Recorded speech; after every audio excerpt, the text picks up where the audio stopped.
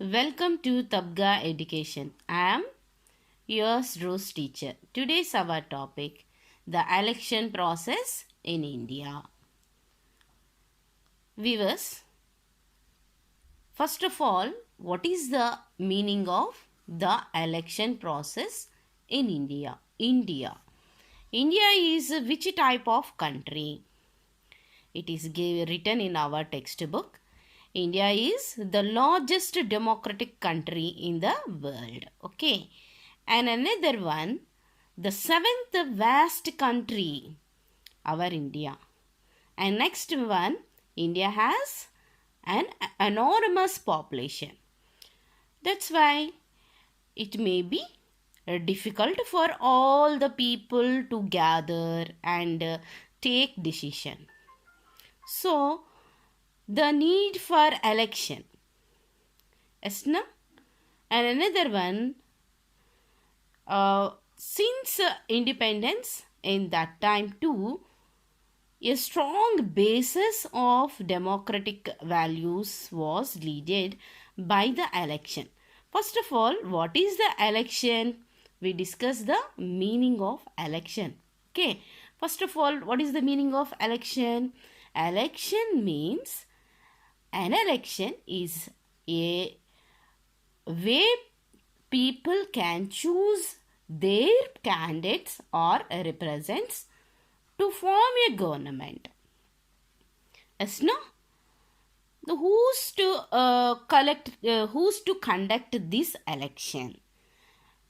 This election is conducted by Election Commission. Okay.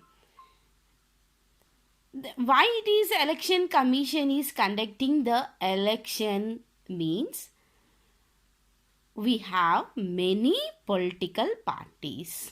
Yes, no?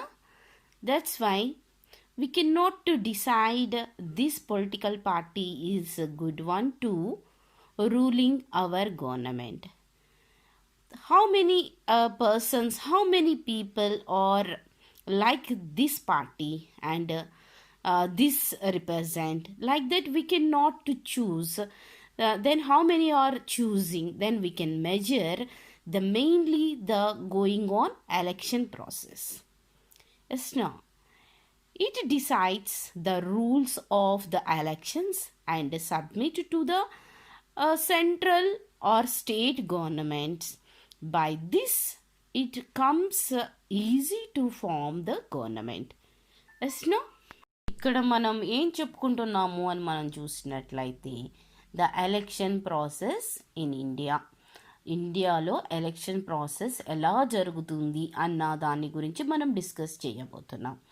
అలాగే మనం చూసినట్లయితే అసలుకి ఇండియా ఎలాంటి కంట్రీ అనేసి మనం చెప్పుకుంటున్నాం. మన ఇండియా వచ్చేసేసి largest democratic country in the world అని చెప్పుకుంటున్నాం. అంటే అలాగే మన కంట్రీ వచ్చేసేసి ఎనార్మస్ పాపులేషన్, అంటే ఎక్కువ పాపులేషన్ కల్లా కంట్రీగా మనం చెప్పుకుంటున్నాం. అలాగొచ్చేసేసి వ్యాస్ట్ కంట్రీగా మనం చెప్పుకుంటున్నాం. ఎలాంటి వ్యాస్ట్ కంట్రీలో ఉన్నది? వరల్డ్ మొత్తంలో మనం చూసినట్లయితే 7th ప్లేస్లో మన కంట్రీ కనిపిస్తుంది కదా. అయితే 2nd పొజిషన్లో పాపులేషన్ కనిపిస్తుంది. అయితే ఇంతమంది పాపులేషన్ ఉన్న మన కంట్రీలో మనమందరము కలిసి ఒకరిని డిసైడ్ చేసుకోవటం అన్నది అది చాలా కష్టమైన పని.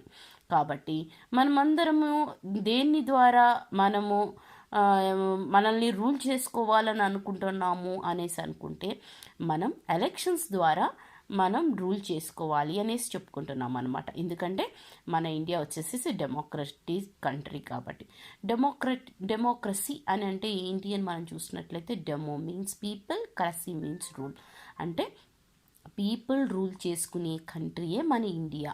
కాబట్టి మన ఇండియాని మనం రూల్ చేసుకోవటానికి మనం అందరం కలిసి రూల్ చేసుకోలేం. కాబట్టి మన తరపున ఒక రిప్రజెంట్ని మనం పంపించుకుంటున్నాం. అదే ఎలక్షన్ అనమాట. ఆ రిప్రజెంట్ని ఒక్కొక్క మనకి, అలాగే మన ఇండియాలో వచ్చేసేసి మెనీ పొలిటికల్ పార్టీస్ ఎక్కువగా ఉన్నాయి. కాబట్టి ఆ పొలిటికల్ పార్టీలో ఈ పార్టీ మంచిది, ఈ పర్సన్ మంచోడు అని మనం చెప్పుకోవటానికి వీల్లేదు. ఎందుకంటే ఎవరికి ఎక్కువ మెజారిటీ ఉంటే ఆ పర్సన్కి సంబంధించిన గవర్నమెంట్ మనల్ని రూల్ చేస్తుంది. కాబట్టి మనం దానిని చూస్ చేసుకోవటం కోసమే ఎలక్షన్ అన్నదాన్ని మనం ఉపయోగించుకుంటున్నాం. అంటే ఎలక్షన్ అన్నది ఏంటి అని మనం చూసినట్లయితే మన తరపున పనిచేసే రిప్రజెంట్ని మనము ఎన్నుకోవటం ద్వారా గవర్నమెంట్ అన్నది ఫామ్ అవుతుంది అనేసి చెప్పుకుంటున్నాం అనమాట. ఓకే, దీన్నే ఏమని చెప్తున్నాడు మన టెక్స్ట్ బుక్లో, election system in India. Okay, the election process in India, it have 14 points for us. Yes, no? Then already we discussed it, the election system. Now the second point, the Election Commission of India. First of all, when was the Election Commission of India was formed? It is written in our textbook on 25th January 1950 was formed our election commission. Okay, then our election commission have a two powers, two authorities. Okay, what are that authorities means? Autonomous authorities, children, and another one, it is also conduct 5 elections. What are that 5 elections means? Then who's given, first of all, who's given these authorities means our Indian constitution given these two authorities for election commission of India. Okay, then what is the, first of all, what is the authority? Autonomous authority. Autonomous means what we can meaning, children, that is meaning is self-ruling. It means nobody is leading this election commission of India.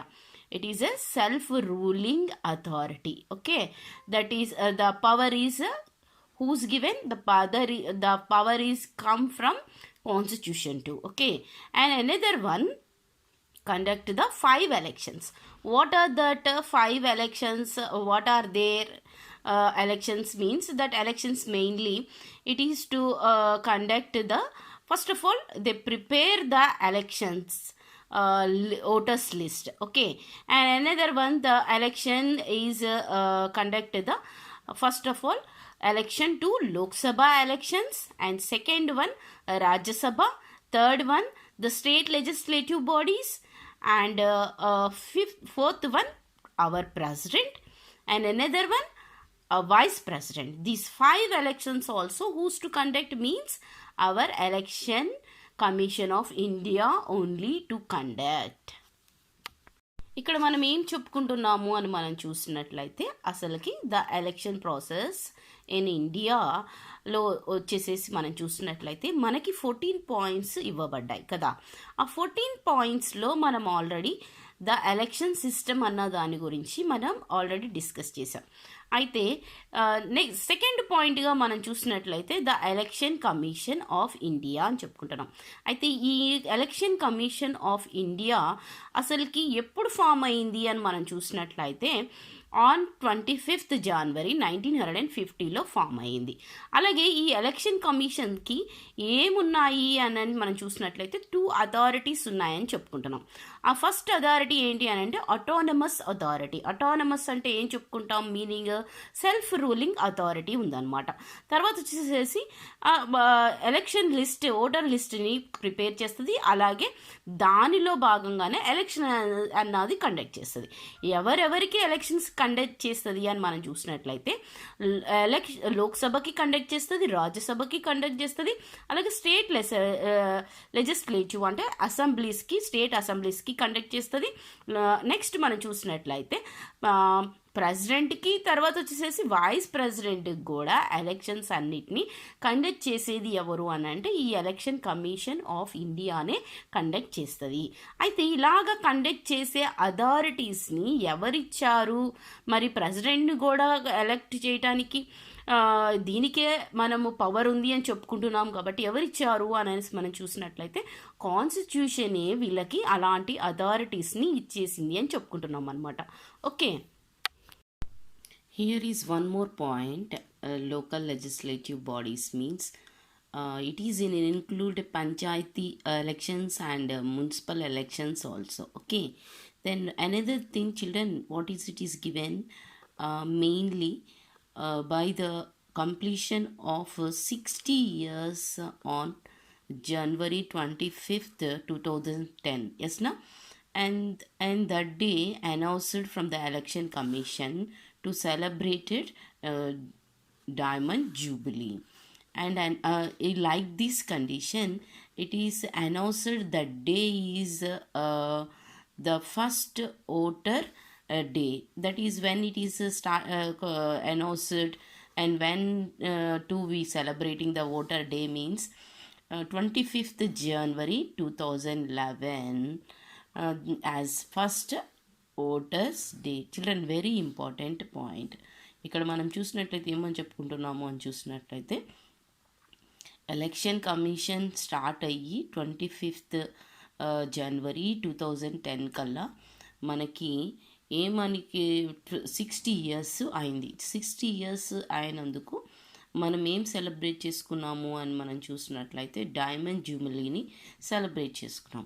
Diamond జూబిలీని celebrate చేసుకున్నందుకు ఆ డేని బట్టి మనం ఆ రోజు ఏమని announce చేశారు అని అంటే 25th జనవరి 2011లో as a first voter day అనేసి మనం ఆ డేనికి ఒక ప్రత్యేకత ఇచ్చుకున్నాం అనమాట. ఓకే, 25th జనవరి ఈజ్ ఫస్ట్ ఓటర్ డేగా పిలుచుకుంటున్నాం అనమాట. Okay, what is this means children?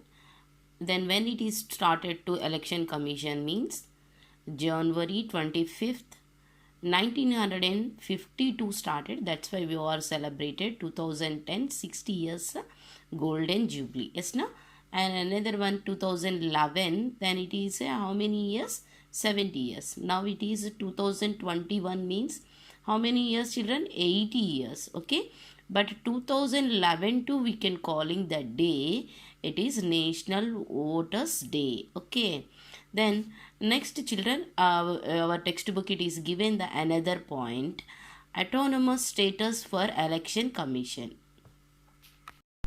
Autonomous status means self-ruling status for election commission.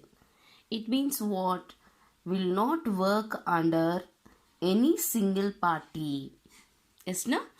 Then like this authority who's given means who's given, children? The article 324(6) of the constitution, our constitution. Okay, but this constitution given this authority of autonomous status for election commission. ఇక్కడ మనం ఏం చెప్పుకుంటున్నాము అంటే అసలుకి autonomous status for election commission అంటే self ruling అంటే స్వయంగా rule చేసే యొక్క పవర్ అన్నది ఎవరిచ్చారు అని మనం చూసినట్లయితే అది కాన్స్టిట్యూషన్లో వచ్చేసి ఆర్టికల్ 324(6) రాయబడి ఉందన్నమాట. అంటే దీని అర్థం ఏంటి అని మనం చూసినట్లయితే ఏ ఒక్క సింగిల్ పార్టీ కింద ఈ కమిషన్ అన్నది పనిచేయదు అని చెప్తున్నాను. అంటే ఏ పొలిటికల్ పార్టీ యొక్క ప్రయారిటీ ఈ ఎలక్షన్ కమిషన్ మీద ఉండదు అని చెప్పుకుంటున్నాం. Okay, then children, in mainly during the British rule only 14% of the population had a right to vote in the election. Yes, na? It means who's introduced this election process.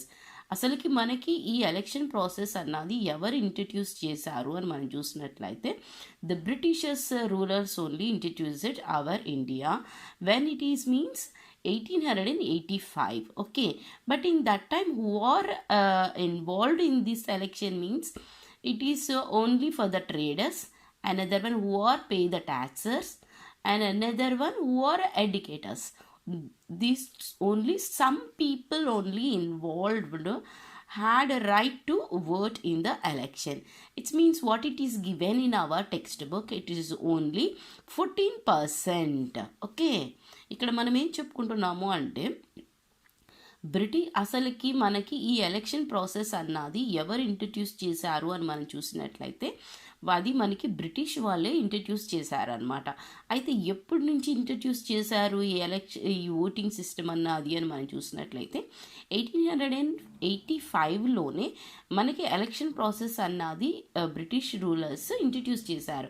కానీ వాళ్ళు ఎవరిని మాత్రము vote వేయటానికి అర్హులుగా గుర్తించారు అని మనం చూసినట్లయితే ఎవరైతే ట్రేడ్ చేస్తారో అంటే బిజినెస్ చేస్తారో అలాంటి వాళ్ళని, అలాగే బిజినెస్ చేసే వాళ్ళు ఎవరైతే ట్యాక్స్ కడతారో అలాంటి వాళ్ళని, అలాగే ఎవరైతే చదువుకొని ఉంటారో ఎడ్యుకేటర్స్ పర్సన్స్ అయి ఉంటారో అలాంటి వాళ్ళకి మాత్రమే ఇలాంటి ప్రయారిటీని ఇచ్చిందనమాట. కాబట్టి మన టెక్స్ట్ బుక్లో ఏమని చెప్తున్నాడు, 14%ని మాత్రమే హ్యాడ్ రైట్ టు ఓట్, అంటే 14% మాత్రమే ఓట్ వేయడానికి అర్హులుగా మన ఇండియాలో అప్పటి కాలంలో వాళ్ళు గుర్తించినట్లుగా చూస్తున్నాం.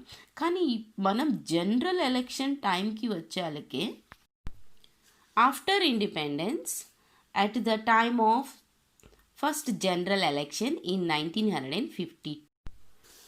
After independence, at the time of first election in 1952, it is conducted first general election. Yes, na? In that time, how many voters are involved in this voting means 17.32 crores voters involved in that time. Okay, and now it is a present condition, how many voters are involved to voting means 67 crores children. Okay, it means what, it is very difficult to conduct elections in India because of huge population. Yes, na? That's why this election commission conduct the elections with the help of about 45 lakhs staff children. Okay, this staff is where to come means that it is come from central and state government employees. Yes, na? This employees means who are they, then we think about that one. It's now for example you are remember from that one children when the elections are going on, in that time who are involved, the teachers, and another who are polices. The curfew is also leaded na in that time. Yes, na? And polices, and central level it is army. Yes, na? It means these all who are in the employees of government employees, that government employees all are involved in this staff.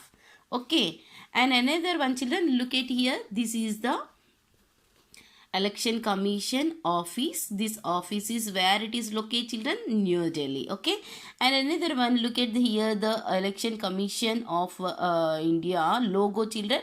This logo is only what are the applied in our flag, and that colors only. Okay, orange, white and green. ఇక్కడ మనం ఏం చెప్పుకుంటున్నాము అని మనం చూసినట్లయితే మనకి general elections జరిగింది ఎప్పుడు అని అంటే మనకి ఇండిపెండెన్స్ వచ్చిన తర్వాత. ఆ ఇండిపెండెన్స్ వచ్చిన తర్వాత డేట్ ఏంటి అని మనం చూసినట్లయితే 1952 నుంచి మనం ఎలక్షన్ ప్రాసెస్ అన్నది స్టార్ట్ చేసామని చెప్తున్నాడు. అప్పుడు మనకి ఓటర్స్ ఎంతమంది ఉన్నారు అంటే 17.32 crores ఓటర్స్ మనకి ఉన్నారు. అయితే చిల్డ్రన్ ఇప్పుడు ప్రస్తుతం మనకున్న ఓటర్స్ ఎంతమంది అంటే 67 crores ఓటర్స్. అంటే దీని అర్థం ఏంటి అని మనం చూసినట్లయితే మన ఇండియాలో ఎలక్షన్స్ ప్రాసెస్ జరగాలి అంటే అది చాలా కష్టమైన పని కదా. ఎందుకు, మన ఇండియాలో ఎక్కువ పాపులేషన్ ఉంది కాబట్టి. ఈ పాపులేషన్ అందరికీ కలిపి మనం ఎలక్షన్స్ అన్నవి ఎలక్షన్ కమిషన్ అన్నది పెట్టాలి అంటే కనీసం వాళ్ళకి ఎంత స్టాఫ్ కావాలని చెప్తున్నాడు, 45 lakhs స్టాఫ్ కావాలంటున్నాడు. అయితే ఈ 45 lakhs స్టాఫ్ ఎక్కడి నుంచి వస్తారు అని మనం చూసినట్లయితే సెంట్రల్ అండ్ స్టేట్ గవర్నమెంట్ ఎంప్లాయీస్నే తీసుకుంటారు అని చెప్తున్నాడు. అంటే వేరేగా ఏ ఒక్క వాళ్ళు ఉండరు కానీ వీళ్ళనే తీసుకుంటారు అని చెప్తున్నాడు. ఓకే, అయితే వీళ్ళని తీసుకుని ఫర్ ఎగ్జాంపుల్ ఎవరై ఉంటారు వాళ్ళని మనం అనుకోవచ్చు. మీరు ఒకసారి గుర్తు తెచ్చుకోండి, ఎలక్షన్ ప్రాసెస్ జరిగేటప్పుడు మనం ఎవరెవరిని చూస్తాం, అక్కడ ఎలక్షన్ ప్రాసెస్ టైంలో టీచర్స్ని చూస్తాము, అలాగే మనం పోలీసుని చూస్తాము, ఎందుకు కర్ఫ్యూ పెడతారు కాబట్టి. నెక్స్ట్ వచ్చేసేసి ఇంకెవరిని చూస్తాం చిల్డ్రన్, సెంట్రల్ లెవెల్లో ఆర్మీని కూడా చూస్తాం. ఇలాగా గవర్నమెంట్ ఎంప్లాయీస్ని ఎంతో మందిని ఇన్వాల్వ్ చేసుకుని ఆ టైమింగ్లో ఎలక్షన్ ప్రాసెస్ అన్నది జరుగుతుంది అనమాట.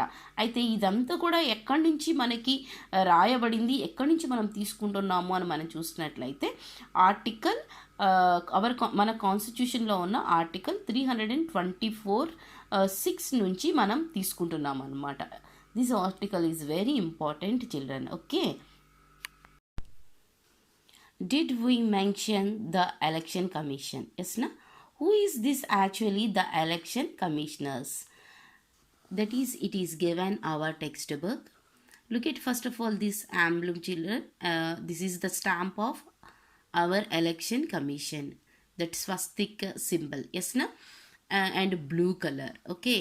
And now it is who are the election commissioners means the mainly and our Indian constitution given the priority 3 members from when to means from 1993. Okay, but in mainly early the election commission of India had only one election commissioner, but after 1993 too we elect the 3 commissioners. Okay, these commissioners are where to come means then they are only for the IAS cadre commissioners children. Election commissioners means okay. ఇక్కడ మనం ఏం చెప్పుకుంటున్నాము అని మనం చూసినట్లయితే అసలుకి మనం election process అన్నది గురించి చెప్పుకుంటున్నాం కదా. అసలుకి ఈ ఎలక్షన్ ప్రాసెస్ని అసలుకి చేసేది ఎవరు అని మనం చూసినట్లయితే ఎలక్షన్ కమిషనర్స్ అనమాట. ఓకే, అదే మనకి టెక్స్ట్ బుక్లో ద చీఫ్ ఎలక్షన్ కమిషనర్స్ అని ఇచ్చాడు కదా. అయితే ఎలక్షన్ కమిషనర్స్ ఎంతమంది ఉంటారు అని మనం చూసినట్లయితే 3 ఎలక్షన్ కమిషనర్స్ ఉంటారనమాట. అసలుకి ఎర్లీగా మన ఇండియన్ కాన్స్టిట్యూషన్ ప్రకారం ఒక ఎలక్షన్ కమిషనర్ మాత్రమే ఉండేవాడు. కానీ 1993కి వచ్చేసరికి 3 ఎలక్షన్ కమిషనర్స్ని మనకి అలాట్ చేశారనమాట. ఓకే, ఇక్కడ మనం చూసినట్లయితే present these election commissioners are 3 members. We said na children that 3 members present who are working means the chief election commissioner Sunil Arora, okay, IAS, and another one Rajiv Kumar IAS, and another one Sunil Chandra IAS. It means what is the qualities of this election commission means the mainly the quality is Indian civil service. It means they all are IAS cadre. Yes na? And another one they works how many years means 6 years they work children. And after how many years they eligible means below 65 years who are in IAS cadres, they all are eligible for these election commissioners. Okay, మనం ఇక్కడ ఏం చెప్పుకున్నాము అని అంటే ఈ election commissioners 3 మనకి ఉన్నారని చెప్పుకుంటున్నాం కదా. అయితే వాళ్ళు ప్రస్తుతం ఎవరు అసలుకి ఇప్పుడు పదవిలో ఉన్నారు అని మనం చూసినట్లయితే చీఫ్ ఎలక్షన్ కమిషనర్గా మనం చూసినట్లయితే సునీల్ అరోరా ఐఏఎస్ ఉన్నారు. అలాగే మనం చూసినట్లయితే సెకండ్ పర్సన్గా రాజీవ్ కుమార్ ఐఏఎస్ ఉన్నారు. థర్డ్ పర్సన్గా సునీల్ చంద్ర ఐఏఎస్ ఉన్నారనమాట. దీన్ని బట్టి అసలుకి ఈ ఎలక్షన్ కమిషనర్స్ అందరూ కూడా ఎవరని మనకు అర్థమవుతుంది, ఇండియన్ సివిల్ సర్వీస్ నుంచి వచ్చిన వాళ్ళు, అంటే ఐఏఎస్ క్యాడర్ నుంచి వచ్చిన వాళ్ళు కదా. అలాగే మనం చూసినట్లయితే వీళ్ళు ఎన్ని ఇయర్స్ వర్క్ చేస్తారు అని అంటే 6 years ఎలక్షన్ కమిషనర్స్గా వర్క్ చేస్తారనమాట. అది కూడా ఏజ్ లిమిట్ ఎంతవరకు ఉంటుంది వీళ్ళకి అంటే 65 years లోపలనే వీళ్ళు ఈ వర్క్ అన్నది ఈ ఎలక్షన్ కమిషన్ వర్క్గా వాళ్ళు ఎలెక్ట్ అవ్వచ్చు అనమాట. Okay, and another one children, they have no difference between the chief election commissioner and other election commissioner. Okay, their salaries all are equal for all commissioners. Okay, and another one, how they can take the decisions. They take the decisions the majority of votes. ఇక్కడ మనం ఏం చెప్పుకుంటున్నాము అంటే వీళ్ళ యొక్క శాలరీస్లో కూడా chief election కమిషనర్కి తర్వాత other election కమిషనర్స్కి ఎలాంటి difference ఉండదు అనమాట. అలాగే వీళ్ళు తీసుకునే డెసిషన్స్ని ఎలా తీసుకుంటారు అని అంటే ఓటింగ్ సిస్టమ్ వల్ల వీళ్ళు ఆ డెసిషన్స్ని తీసుకుంటారు. అదే మనకి చూసినట్లయితే మెజారిటీ వర్డ్స్ ఎవరి యొక్క డెసిషన్స్కి పడతాయో దాన్ని బట్టి వాళ్ళు ఫాలో అవుతారని చెప్తున్నాడు. Okay children, here it is to look at here another question it is given return in our text book. Collect the information of other autonomous bodies in India. What are they autonomous bodies in India means? In mainly children, Stock Exchange Board of India also autonomous body. Okay, and another one, all Indian institutions of medical science also, and another one, National Human Rights Commission. Okay, next Bureau of Economic Standards. These all are organizations also autonomous bodies in India. Okay, ఇక్కడ మనం ఏం చెప్పుకుంటున్నాము అని మనం చూసినట్లయితే మనకి ఇక్కడ text బుక్లో ఒక క్వశ్చన్ కనిపిస్తుంది కదా, collect the information of other autonomous bodies in India. ఇండియాకి వచ్చేసి ఇలాగా ఇప్పుడు ఎలక్షన్ కమిషన్కి అయితే ఎలాగైతే ఆటోనమస్ రూల్స్ పవర్ ఉన్నదో ఆ విధంగా ఇంకా వేరే అటానమస్ పవర్ ఉన్న బాడీస్ని ఇండియాలో చెప్పమనేసి మనల్ని అడుగుతున్నాడు కదా. అయితే వాటిలో మనం ఏం చెప్పుకుంటున్నాం, stock exchange board of India ఒకటిగా మనం చెప్పుకుంటున్నాం. నెక్స్ట్ వచ్చేసి all Indian institution of medical science కూడా ఇలాంటి అటానమస్ పవర్ ఉన్నట్లుగా కనిపిస్తుంది. అలాగే నేషనల్ హ్యూమన్ రైట్స్ కమిషన్కి కూడా ఉన్నది. అలాగే బ్యూరో ఆఫ్ ఎకనామిక్ స్టాండర్డ్స్ దానికి కూడా ఇలాంటి అటానమస్ పవర్ ఉన్నాయన్నమాట. Okay, it means what we should understand, children. We understand mainly the Indian political system. The election commission has been played an important role. Okay, this important role, and another one, what is the power of election commission, who's given the main priority means who's get the more popularity means it is given written in our textbook T.N. Sheshan in 1990 and 1996. Okay, this officer get more popularity. Why he get more popularity means he took many efforts to eradicate of corruption in the election of India. Eradicate means what, children? Abolish. What he abolished? Corruption. Corruption means we know who are when we are going to vote, then the political parties get the some roles to give the money as to attract the voters money and some more goods as like this corruption. Okay, and another one, what is the power of commission? Then who's given more priority and more popular means it is the credit is goes on T.N. Sheshan. ఇక్కడ మనం ఏం చెప్పుకుంటున్నాము అంటే అసలుకి ఇంతగా political సిస్టంలో election commission యొక్క role చాలా important అని మనకి ఈ పారాగ్రాఫ్స్ని బట్టి మనకి అర్థమైంది కదా. అయితే ఇలా జరిగే వాటిల్లో ఎప్పటి నుంచి అసలుకి ఎలక్షన్ కమిషన్ యొక్క రోల్ని తర్వాత వచ్చేసి ఆ ఎలక్షన్ కమిషన్ యొక్క పవర్ని మనం గుర్తించాము అని మనం చూసినట్లయితే 1990 నుంచి 1996లో వర్క్ చేసిన ఒక ఆఫీసర్ గురించి అని చెప్తున్నాడు. ఆ ఆఫీసర్ ఎవరని చెప్తున్నాడు, టిఎన్ శేషన్ అనేసి చెప్తున్నాడు అనమాట. ఆ ఆఫీసర్ ఏం చేశాడు అంతగా పాపులారిటీ రావడానికి అని మనం చూసినట్లయితే ఈయన ఏం చేశాడు అంటున్నాడు, కరప్షన్ అన్న దాన్ని అబాలిష్ చేశాడు. అదే మనకి ఎరాడికేట్ ఆఫ్ కరప్షన్ అని ఇచ్చాడు కదా. అంటే ఏంటి, కరప్షన్ని అబాలిష్ చేశాడు. ఆ కరప్షన్ అంటే ఏంటి మనం చూసినట్లయితే ఎవరైతే ఓటర్స్ ఉంటారో వాళ్ళని పొలిటికల్ పార్టీస్ ఏం చేస్తాయి, అట్రాక్ట్ చేస్తాయి. ఏది మనీ ఇవ్వటం ద్వారానో లేకపోతే గూడ్స్ ఏమన్నా ఇవ్వటం ద్వారా మాకు ఓట్ వేయండి అనేసి కదా. అలాంటి దాన్ని ఏం చేశాడు అంటున్నాడు, అసలుకి అబాలిష్ చేశాడు అంటున్నాడు. ఆ ఎలక్షన్ కమిషన్కు ఉన్న పవర్ ఏంటో చూపించాడు అని చెప్తున్నాడు అనమాట. ఓకే, నెక్స్ట్ మనం చూసినట్లయితే మనకేం చెప్తున్నాడు అని చూసినట్లయితే recommendation of 14 days time limit for campaigning after the date of withdrawal of nomination. Okay, nomination means who are the represent that represent an area whose voters elect a represent that represent want to when they are campaigning and after withdraw this elections. Why it is means children mainly some are doing from like this, that's why it is a time limit it is to given. The time limit is how many days? 14 days. It is very important. Okay, these points all are why it is given green color na, that's why.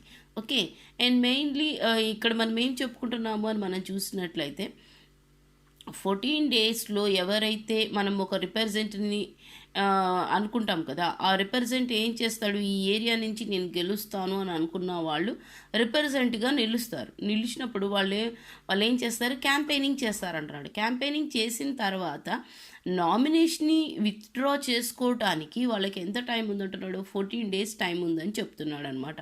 ఎందుకంటే చాలామంది ఇప్పుడు elections జరుగుతుంటే అప్పుడు పోయి withdraw చేసుకుందాం అనేసి అనుకుంటారు. అలా చేసుకోవటానికి వీలు లేకుండా 14 days అన్నది టైం లిమిట్ అన్నది పెట్టినట్లుగా మనకు అనిపిస్తుంది. Okay, one candidate should not contest from more than 2 constituencies at a time. Children, first of all, what is this actually meaning of this point? 2 constituencies here it is given. Yes, na? So first of all, what is the meaning of constituencies? Constituencies means children a group of voters in a specific area who elect a representative, a legislative body. ఇక్కడ మనం కాన్స్టిట్యూయెన్సీస్ అనే దానికి మనం meaning చెప్పుకుంటున్నాం. అది ఏంటి అని మనం చూసినట్లయితే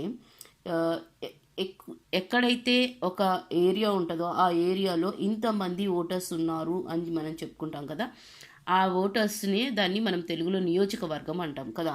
అంటే ఆ ఏరియాలో ఇంతమంది ఓటర్స్ ఉన్నారు కాబట్టి ఆ ఓటర్స్ అందరూ కూడా మా తరపు నుంచి మాకు కావలసిన రిక్వైర్మెంట్స్ కోసం అనేసి ఈ పర్సన్ని మేము ఎన్నిక చేసుకుంటున్నాం అనేసి ఒక పర్సన్ నిలబడి ఆ పర్సన్ ఏం చేస్తాడు అని మనం చూసినట్లయితే నామినేట్ చేసుకుంటారు అనమాట. అంటే ఈ పర్సన్ మేము పంపిస్తున్నాం అనేసి అలాంటి ఏరియాని మనం ఏం చెప్తున్నాడు ఇక్కడ మనం చూసినట్లయితే కాన్స్టిట్యూయెన్సీస్ అని చెప్తున్నాడు కదా. అయితే ఇలాంటి కాన్స్టిట్యూయెన్సీస్ ఎన్ని ఉండాలి అంటే ఓన్లీ 2 కాన్స్టిట్యూయెన్సీస్ మాత్రమే. Especially 2 constituencies areas only to select. For example Pawan Kalyan, మనం సినిమా యాక్టర్ పవన్ కళ్యాణ్ గురించి మనందరికీ తెలుసు. ఆయన కూడా ఇలాగా 2 నియోజకవర్గాల నుంచి ఆయన నేను రిప్రజెంటేటివ్గా ఉంటాను అని చెప్పుకున్నాడు, కానీ రెండిట్లోనే ఓడిపోయాడు. అలాగా ఎక్కువగా మల్టీ కాన్స్టిట్యూయెన్సీస్ని ఎవరు పెట్టుకోకుండా ఉండటం కోసం అనేసి ఈ పాయింట్ మనకి చెప్తుంది అనమాట. Okay, if any candidate is punished for 2 years, he or she is barred from contesting election for the next 6 years. Here is what is the actual meaning of this line means in mainly punished for 2 years. Punished for 2 years if any candidate means who children 2 years in a person for any crime without contesting election for the 6 years. ఇక్కడ మనం ఏం చెప్పుకుంటున్నాము అని చూసినట్లయితే ఇక్కడ మనకి punished for 2 years అని ఇచ్చాడు. If any candidate అంటే ఏ పర్సన్ అయినా కానీ ఎలాంటి క్రైమ్ అయినా చేసి 2 years దాకా ప్రిజన్లో ఉంటే అలాంటి పర్సన్ను ఎప్పుడు దాకా ఎలక్షన్లో అతన్ని ఉండకూడదు అని చెప్తున్నాడు. ఎలక్షన్లో నామినేట్ చేయకూడదు అనమాట. ఎప్పుడు దాకా చేయకూడదు? 6 years దాకా చేయకూడదు, పార్టిసిపేట్ చేయకూడదు అని చెప్తున్నాడు. Okay. After completion of campaigning time, sale of liquor shall be banned for 48 hours. What is the actual meaning of this line, children? Campaigning. First of all, what is meaning of campaigning? Campaigning means who are the contesting candidates. Kasna, that contesting candidates explaining their agenda. Yes, na? That agenda is where they have mainly expressed in this campaigning. Yes, na? And another thing, what is they saying about after completion of this campaigning, sale of liquor shall be banded for 48 hours as well as campaigning also. ఇక్కడ మనం ఏం చెప్పుకుంటున్నాము అని చూసినట్లయితే, వీళ్ళు ఏవైతే campaigning చేసుకుంటూ ఉంటారో, campaigning చేసుకునే టైమింగ్లో, క్యాంపెయినింగ్ అంటే ఏంటి అసలు? After completion of campaigning time, sale the liquor shall be banned for 48 hours. What is the actual meaning of this campaigning? Children, campaigning means contesting candidates. Yes, now these contesting candidates explaining their agenda on that time. On that time means when it is on campaigning. Yes, now, and that this one and another one. What is the actual point is, after completion of a campaigning, sale of liquor shall be banned for 48 hours as well as campaigning also. Okay, ఇక్కడ మనం ఏం చెప్పుకుంటున్నాం? Campaigning. అసలు campaigning అంటే ఏంటి? ఎవరైతే contesting candidates ఉంటారో, అంటే కాంపిటీటర్గా ఉన్న క్యాండిడేట్స్ ఉంటారో, ఆ నియోజకవర్గంలో మేము పోటీ చేస్తున్నాం అని చెప్పుకుంటారో, అలాంటి వాళ్ళు ఏం చెప్తారు? వాళ్ళ అజెండా అంటే ఏంటి? వాళ్ళు మేము ఇది ఇస్తాము, మీకు మేము గెలిస్తే ఇది ఇస్తాం, అది ఇస్తామని చెప్తారు కదా, అదనమాట. వాళ్ళ యొక్క అజెండా ఏదైతే ఉంటుందో దాన్ని క్యాంపెయినింగ్, దాన్ని ఇలాగా క్యాంపెయినింగ్ రోడ్ షో ద్వారా వాళ్ళు చెప్తారని చెప్పుకుంటున్నాము. అలాగే మీటింగ్స్ ద్వారా, రోడ్ షో ద్వారా ఇలా చెప్పుకున్న తర్వాత, అది ఎప్పుడు అంటే ఎలక్షన్ అయ్యే టైంకి 48 hours లోపల ఈ లిక్కర్ అమ్మటం కానీ, తర్వాత వచ్చేసేసి ఇలా క్యాంపెయినింగ్ చేయటం కానీ రెండూ కూడా ఆపేయాలి అని చెప్తున్నాడు అనమాట. ఓకే.